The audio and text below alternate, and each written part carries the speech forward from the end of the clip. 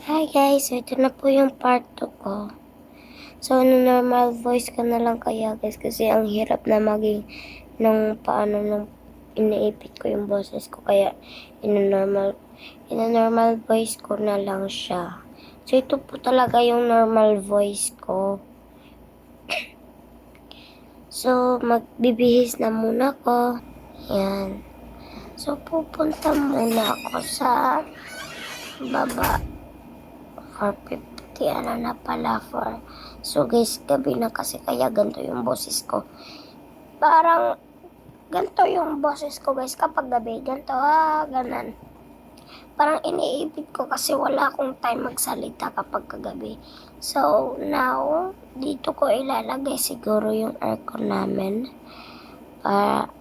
Wala lang, para kasi ang ano dito ang tawag dito, malamig kasi dito. Kaya dito ko to siya ilalagay.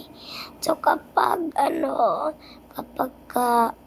may lalagay ako, dito ko ilalagay yung aircon ko. Hindi ko na siya ilalagay dito.